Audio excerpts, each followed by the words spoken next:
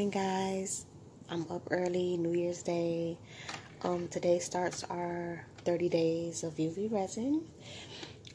So today I'm just going to show you how to make these simple pendants. I mean, they're simple and yet they come out beautifully if you take your time and use the right process to get what you like. So please continue to follow me as I show you how to make these lovely UV pendants.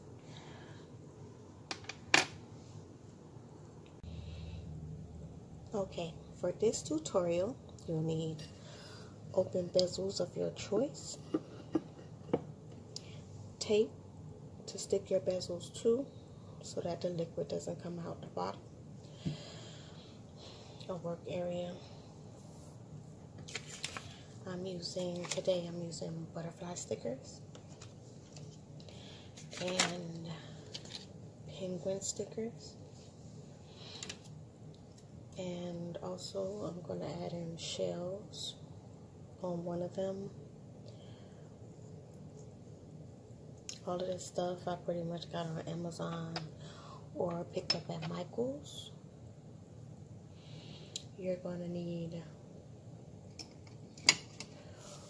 one brush for the UV resin,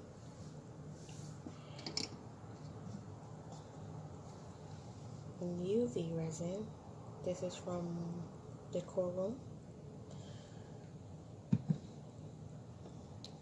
A mixing bowl, just in case you want to add different pigments to your resin, and a chain,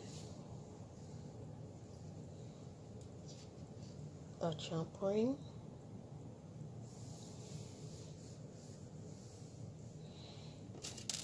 for closing. I got these pigments from Wish, so of course they're in Chinese and I don't read that, but they're good for UV resin and mixing into resin, so I'm going to be using those, and a bell. So let's begin. The first thing you're going to want to do is add a thin layer of UV resin into each one of your bells. This way you can make sure that they're flush down. Usually what I do to make them flush is I take a different tile, this one is dirty, and I just push it down and kind of varnish it onto the tape. My tape is low residue, so once I put everything on it, it's not really going to leave a residue on my finished product. Like this. This is one of my finished products. As you can see, it's clear all the way through, and this was the side that was on the low residue tape. So as you can see, it doesn't really have any residue on it. It just kind of comes off cleanly. So I would really suggest you getting some low residue tape, easy release. I got this off of Wish as well.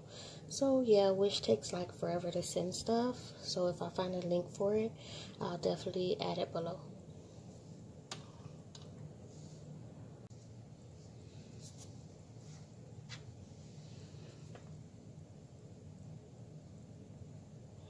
So all I'm doing is adding a thin layer of UV resin to each of the open bezels.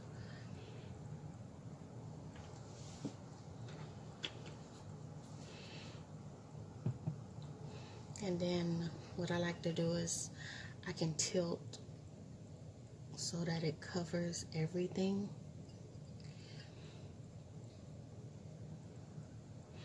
And what it doesn't cover, I go back with one of my kebab sticks and pretty much fill in the area in the void that wasn't filled in.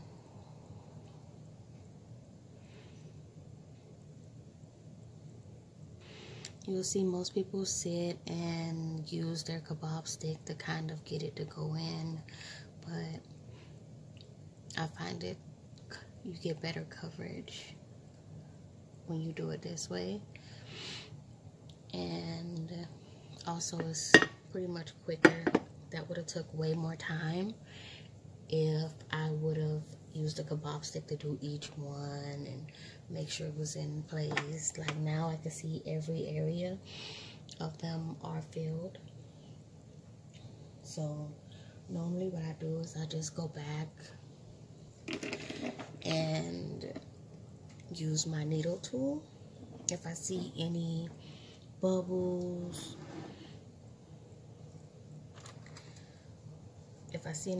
or anything, I definitely go back with my needle tool and make sure that I get those so that the back of my project is sealed completely. It may take some practice because a lot of times people don't go back, or they do, like you see some use lighters and others don't. It's according to what I have going on at the moment, and if I just have a lighter in arm's reach, but I don't. So what I'm going to do is just go back in the corners and poke at the corners, because sometimes that's where the resin doesn't stay. It creates like a bubble right in the corner.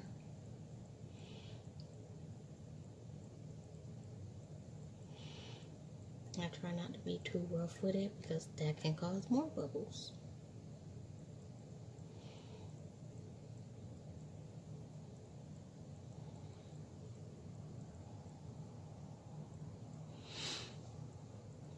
That's pretty much all of the corners that I see.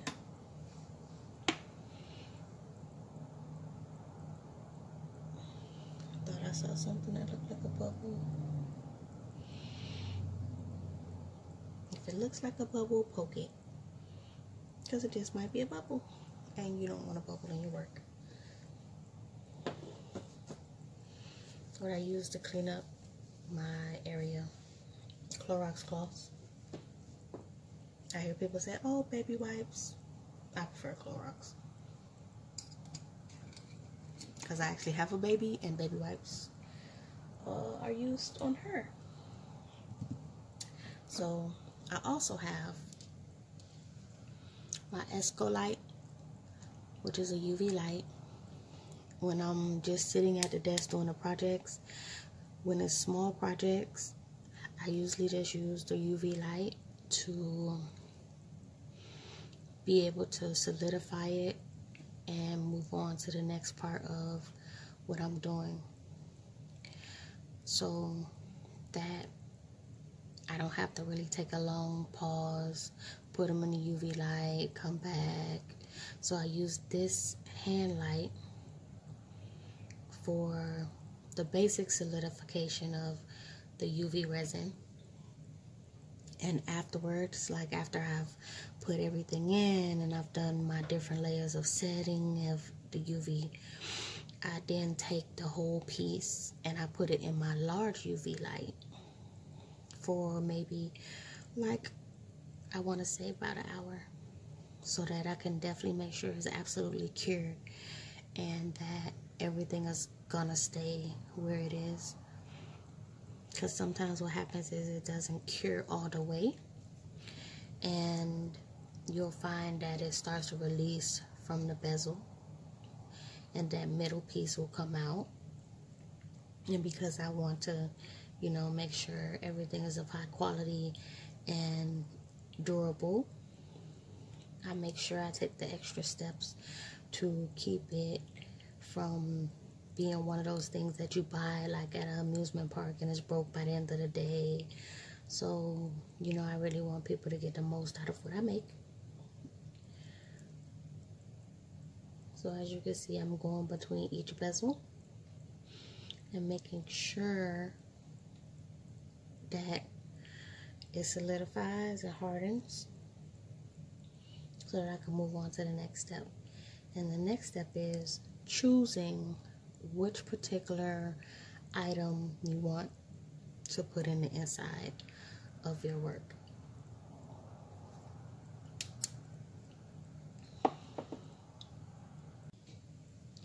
Okay, so what I also use is my precision tweezers.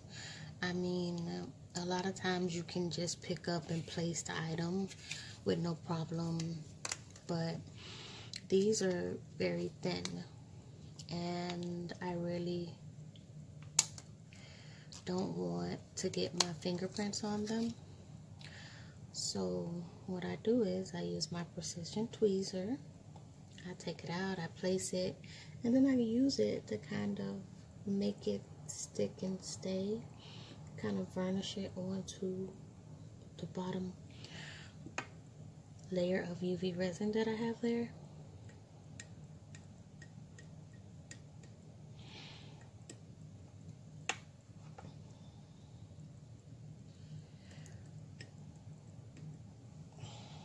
I think that part is nice. I like that one. Okay, so I've chose my add-ins. I still have a little bit more add-in work to do. I'm gonna add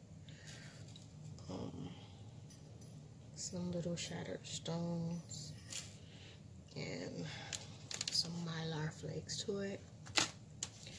So, you know, I wanted to keep you guys updated. This one is seashells that I showed you, the abalone shells, the thin sliced ones, and a blue flower that I kind of trimmed to fit in this section. I kind of cut it in half and then made it fit. And for this one, you technically have to take a little bit more UV resin after you cured the bottom part and use it to kind of glue in the pieces where you want them to be so that they can stick and stay. Because what happens is after you've added these pieces, if they're not stuck down like the stickers, they'll start to float when you add the rest of the resin in, and you don't really want your work to move from how you set it. So the best thing to do is go along with like little thin layers of UV resin. Make sure everything's pushed down and attached to that bottom layer of resin, and then after that fill it with the rest of the resin afterwards. But when you're working with resin, you're always supposed to work with a small bit at a time, especially UV resin, because what happens is if you just fill it all the way up and then put everything in, it won't cure properly, and so it'll be kind of still soft and it'll still move around. So if you have to use large amounts of UV resin or any resin, you should always do it in layers. Like I do have another resin that I'm going to use later on during this month. It's a tabletop resin, which is, I find it to be good to use for projects that take a long time because it has a long curing time and it's not as quick and fast.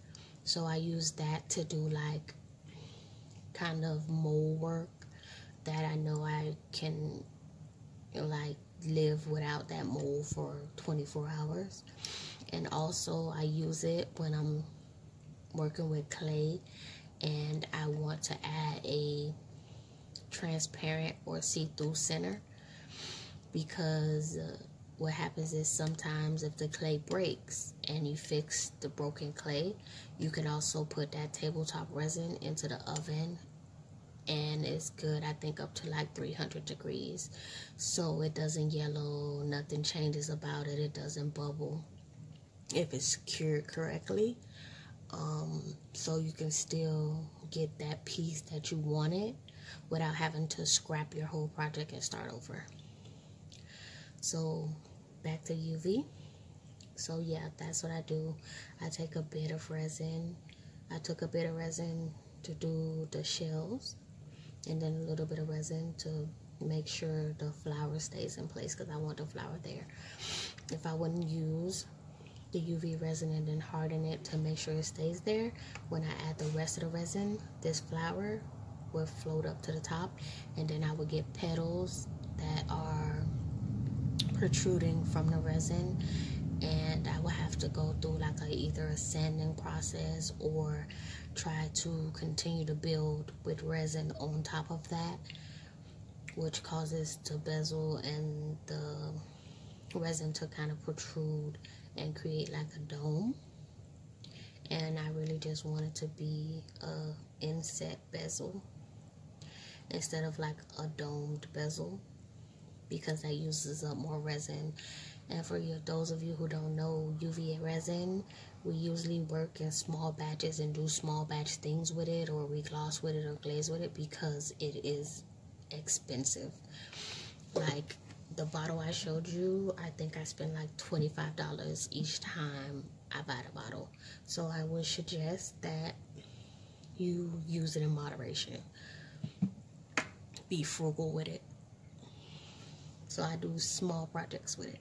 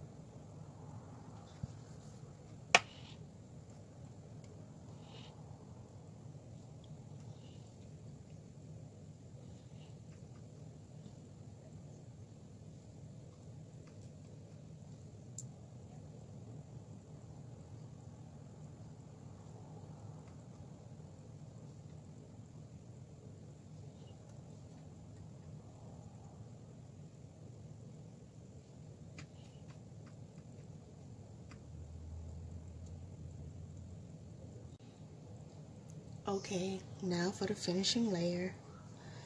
This is when you could go ahead and just pretty much fill it up and cover over everything.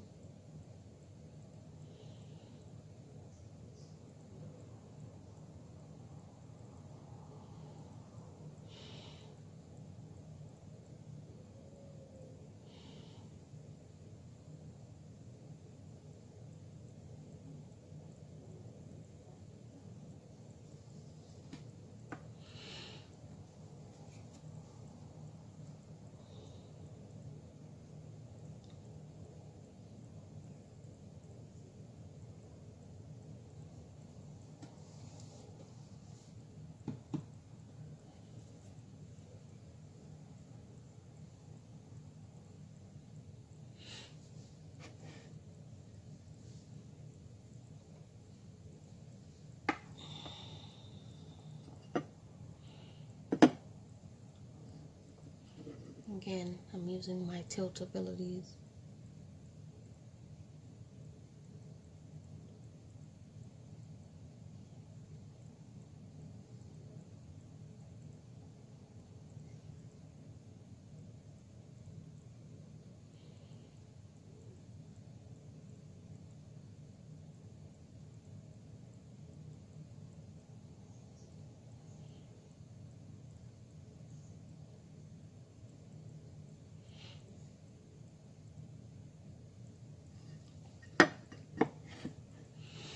Now what I usually do is I try to find a reflection in it to make sure that I don't have any dips or indentations This one is gonna have like dips and texture because of the simple fact that I put the shattered pieces of rock in there.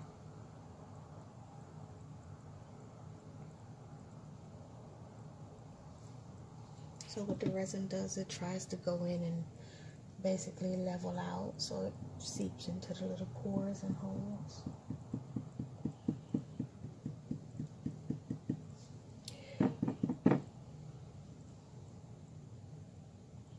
What I'm doing is tapping, trying to make sure it does. This one I see doesn't have enough resin in it.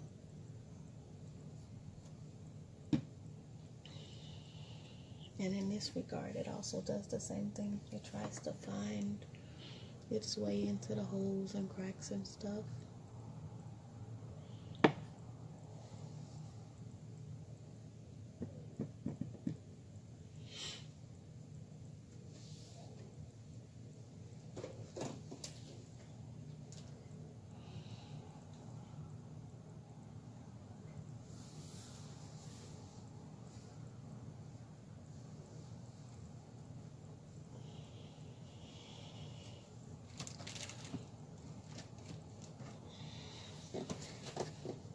So I'm just giving it a moment for everything to settle in where it's supposed to be. I turn it around. Try to look for any raised parts. Like on this one I see.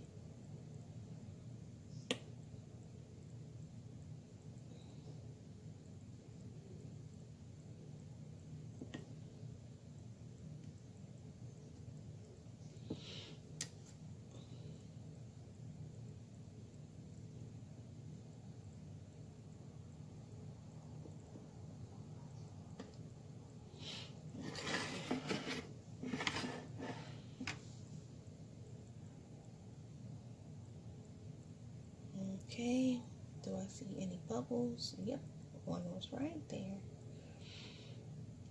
I like using these tweezers because they're sharp and I can stab the bubble, open it and smash the bubble. Got it.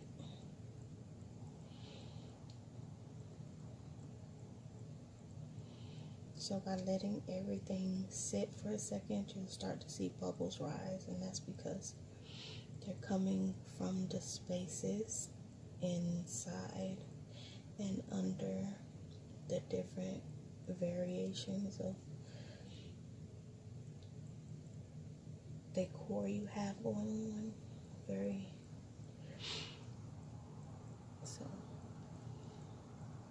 Because a lot of it is open space and holes and hollows, you get bubbles trying to make their way out of the work itself. Because what happens is if you don't let it sit and settle, you will get bubbles. Like when you start working with it, the top is gonna get hard, but it's still going to be space in the inside. So either the resin is going to seep into and push the air out, but the air has nowhere to go because it's trapped, because you've already solidified the top, which will give you big bubbles or multiple bubbles or really distort your work. And that's not what we want. So you always give it just a few to sit, but not long enough for your sticker to raise, because sometimes the stickers have very lightweight glue on the back, and like stickers in water, they will raise and float. So what we don't want is for them to start to raise and float before we set our product.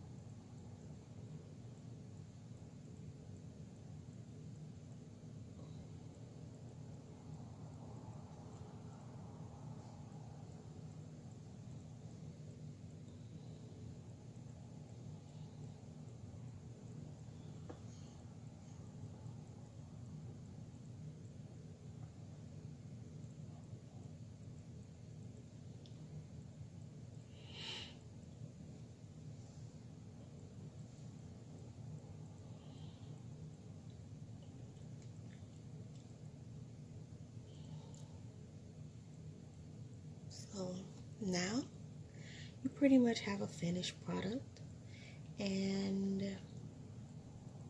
it was very simple and easy to make. Really shouldn't take you that long unless you're doing a tutorial like me, and then it takes you quite a bit. But if you're just doing it and you're sitting here, it shouldn't take you more than like 30 minutes to assemble the whole thing. Probably even less than that, because you already know what you want picked out, so, and how you want it placed. So putting it together is pretty simple and easy. Also, what I do, because sometimes some people want it clear and you to be able to see through it, but a lot of the times I don't want it to be see-through. Like on certain things, like this is pretty and I think I would leave it see-through, but like because I want the rocks to like pop or something, this I probably would leave see-through as well, so that you could kind of see the rocks around it. I think it kind of looks like bubbles, or maybe it looks like it's in an igloo, but you know, that's all up to how I'm feeling afterwards and what do I want to do with that particular piece. So I'm gonna pretty much show you guys how I finish it up. It's not gonna be with these 3 pieces, it's gonna be with one of the pieces that I showed you earlier. I've pretty much already painted the back of it. So see you in a bit. I'm gonna go put these in the UV oven.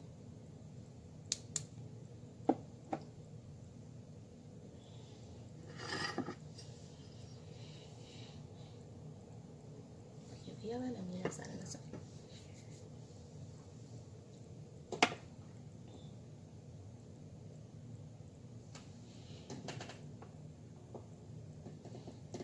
So this is the piece. This is one of the pieces that I showed you earlier.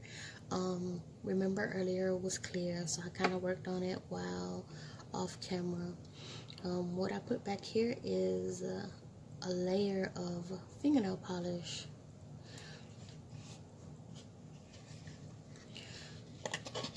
By Mizu. It's UV fingernail polish. Mizu. I think that's how that's said. But yeah, I use this. It comes in a variety of colors. They have like a black base coat. So I added the purple sparkle one first, and then to make that pop, I added the black layer, which you can still kind of see through, and then I added a layer of UV resin, because you never want to finish your product with just UV nail polish or a top coat, because this is nail polish and it will peel off. So the best thing you can do is finish it with a top layer of resin.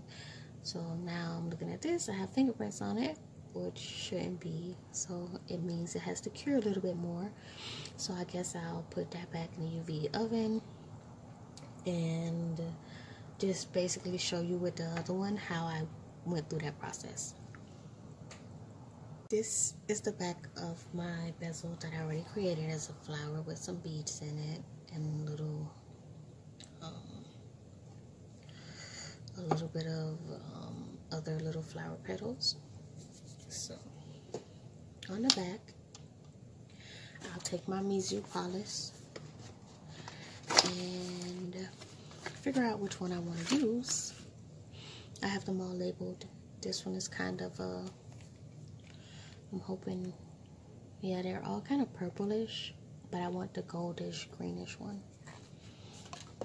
They have this little tab on it that lets you see what the color is, but it's so small I can't see what the color is, so yeah. So I actually have to open the bottle and look, because, yes, because I'm partially blind. Not legally, but partially, kind of. Oh, I think that's pretty. So I used that one. So this one's gonna have kind of a green tint to it.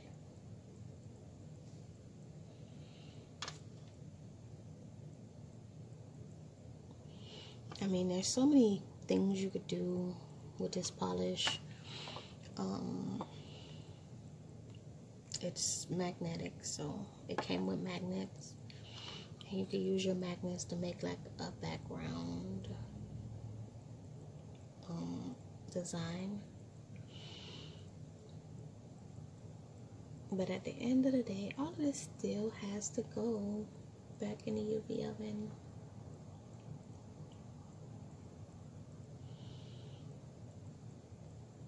So it's kind of a process.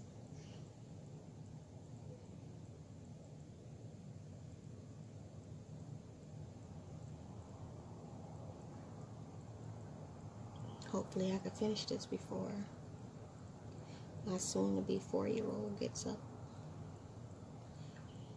and stops my process. Because when she gets up, it's loud and I can't film. I'll just go ahead, quickly somewhat solidify this particular area so I could go over with another coat.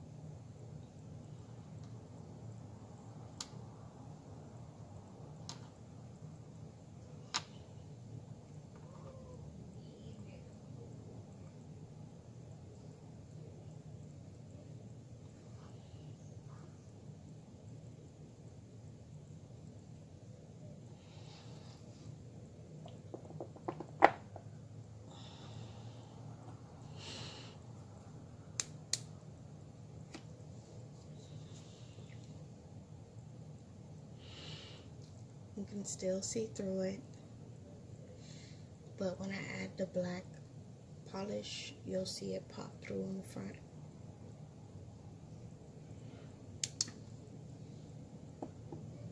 Because see, it's still very see-through. You can pretty much see through unless you turn it at certain angles. I don't know if you can see that, but certain angles, it's like all green. That's what the front looks like. As you can see, like, it's somewhat hard to see through it, and if I wanted to just finish it like that, I could just leave it green. And then, in fact, that's what I'm gonna do. I'm just gonna leave it green, close up my polish, but it's not finished completely because you should always add a layer of UV to finish it off, because like I said, the polish will get rubbed off eventually, like all fingernail polish does. And this is when I come in with my brush, make sure I cover the whole area. I still use my brush like if it was a toothpick or the kebab stick. I still try to push all the resin around.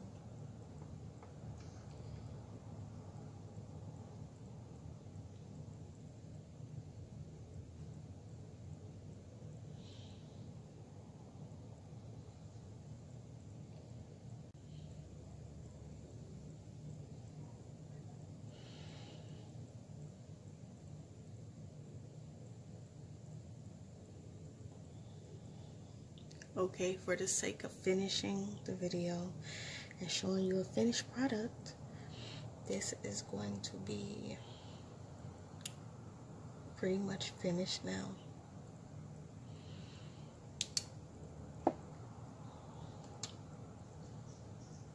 As you can see from certain angles, you can see it's green. It has a greenish tint to it now.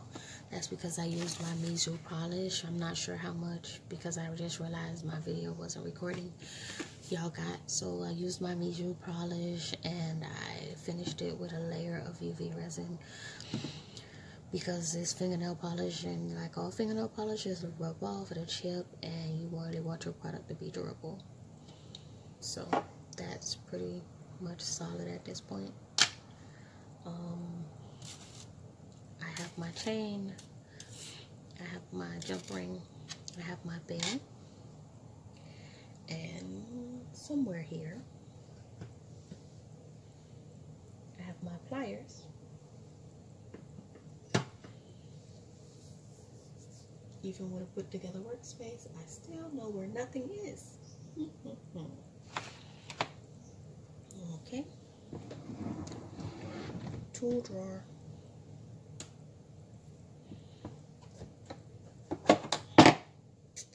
I guess I'm going to have to make this work.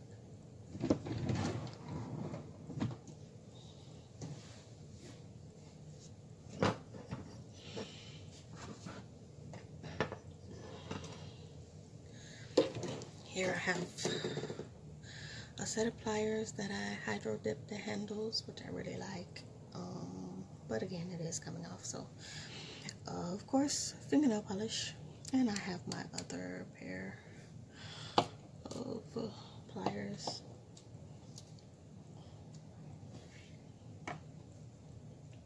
So pretty much, I open the jump ring. No biggie. Put it through, add my bell,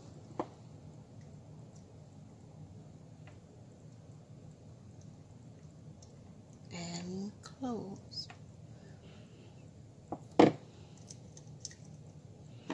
Plain and simple, easy peasy.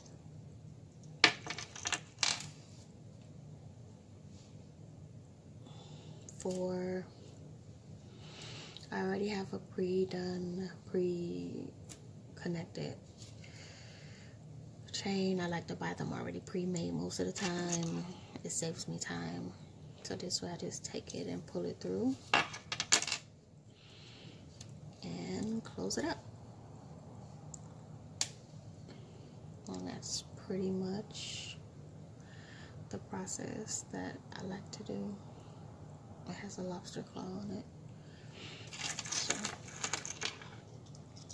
On a silver chain, and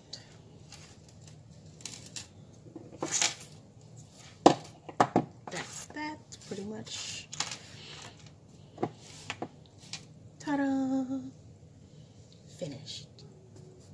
Again, thank you guys for watching. I know I haven't done a video in a while, but I'm really trying to get to my videos and do my videos.